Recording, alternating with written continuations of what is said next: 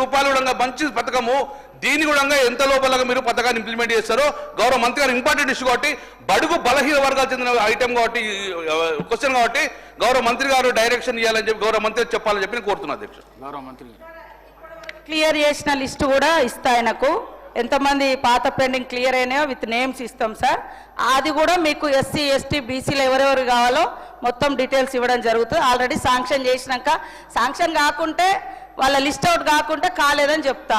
List out అయింది కాబట్టి మీ చేతికి ఇవ్వడం జరుగుతుంది. గతంలో లిస్ట్ అవుట్ కాలేదు, నేనే ఆ రోజు సీఎం గారు చూస్తున్నారు ఎడ్యుకేషన్, నేనే ఆ రోజు ఆన్సర్ ఇచ్చిన. ఈ రోజు కూడా నేనే ఆ రోజు ఇంకా కాలేదు చేస్తామని చెప్పిన, ఈ రోజు అయింది ఇస్తామని చెప్తున్నా. 167 కోట్ల రూపాయలు పాత బకాయిలు ఇచ్చినాం, ఇంకా 25 కోట్లు పెండింగ్ ఉంది, అది కూడా తొందరలోనే క్లియర్ చేస్తాం. క్లియర్ అయిన లిస్ట్ కూడా పంపిస్తా సార్.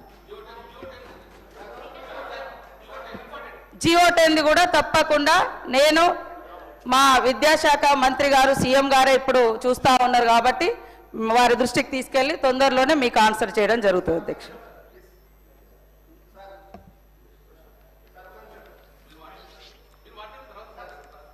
చెప్పినా కూడా వాళ్ళు అదే ముచ్చట చెప్పిన ఆల్రెడీ. నిన్న సండేనయ్యా, నిన్న సండే మేము ఎప్పుడో సార్ బీసీ వాళ్లకు 110 అప్లోడ్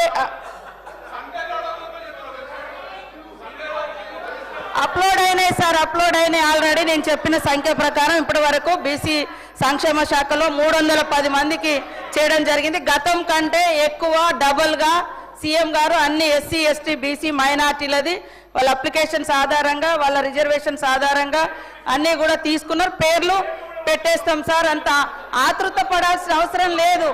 అరే సమస్య ఎక్కడన్నా ఉంటే కావాలని కాకుంటే బాగుండు అనేది వాళ్ళ బాధ సార్. మేము చేస్తూ ఉంటే కాకుంటే మేము చెప్పుకోవచ్చు, రాజకీయం చేసుకో, అరే కావాలి ఎడ్యుకేషన్ కాడ రాజకీయం వద్దని నేను మస్తు సార్లు చెప్తా ఉన్నా సార్. మీరే చెప్తున్నారన్నా ఆగు. ఆయన అయితే బీటెక్ కాలేజీలో రామ్టెక్ కాలేజీలో చదువుకుని ఆయనకు నాలెడ్జ్ ఉంది. నేను ఎస్టీ గర్ల్స్ హాస్టల్ ఎండాకాలం వానకాలం చదువు లెక్క నాదైంది సార్. అయినా కూడా సమాజాన్ని చదివిన కాబట్టి కొంచెం సమాజ జ్ఞానం పబ్లిక్ ఇచ్చిన జ్ఞానంతో ఈ స్థాయిలోకి వచ్చిన సార్. నేను serial number 4 question number 724 Shri Madan Mohan Rao గారు, development of tourism centres in Kamareddy district. Minister గారు. అధ్యక్ష, ఏ ప్రశ్నకు సమాధానం లేదండి.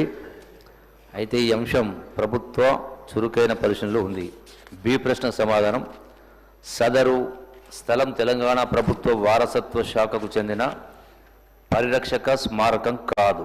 అయితే సదరు స్థలం ప్రాధాన్యతను దృష్టిలో ఉంచుకొని దాని అభివృద్ధి ప్రతిపాదన ప్రభుత్వ పరిశీలనలో ఉంది.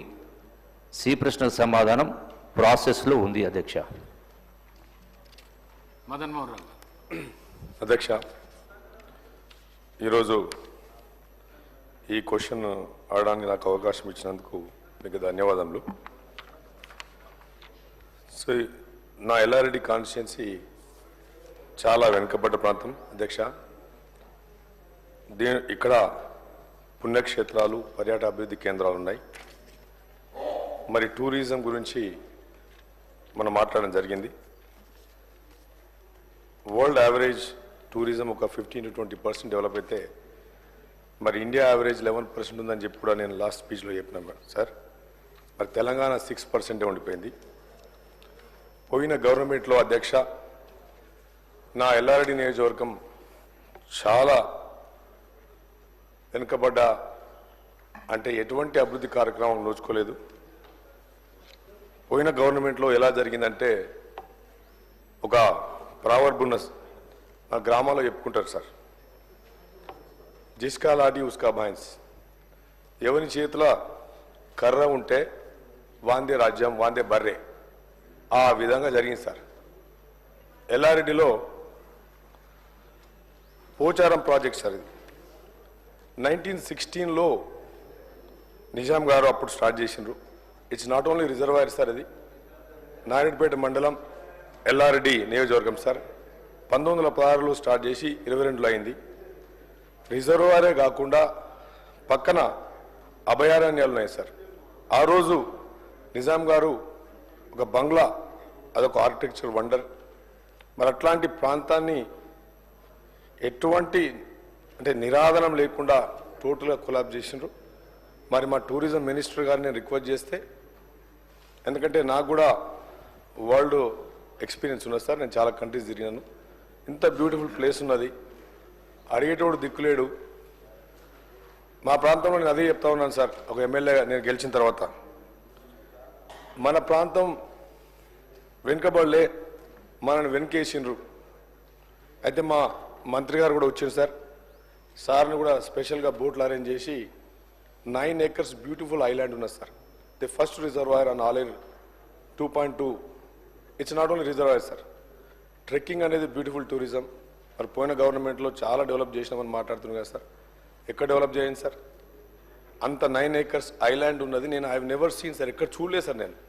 సార్ మరి మా మంత్రి గారిని తీసుకెళ్ళి సార్, అక్కడ ఆ ప్రాంతాన్ని ఇమ్మీడియట్గా ఈ గవర్నమెంట్లో దయచేసి మా పోచారం ప్రాజెక్టును ఈకో టూరిజంగా, not only boating, fishing, trekking sir, మంచి వైల్డ్ డాగ్స్ ఉన్నాయి సార్.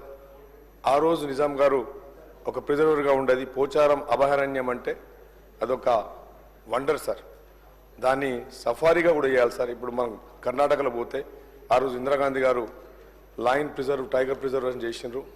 కబిని ఉన్నది, నేను కూడా కబిని మొన్న పోయొచ్చాను సార్. అంత ఎందుకు సార్, మన దగ్గర తెలంగాణ ఇంత బ్యూటిఫుల్గా ఉంది. నేను ఐఎమ్ రిక్వెస్టింగ్ సార్, దయచేసి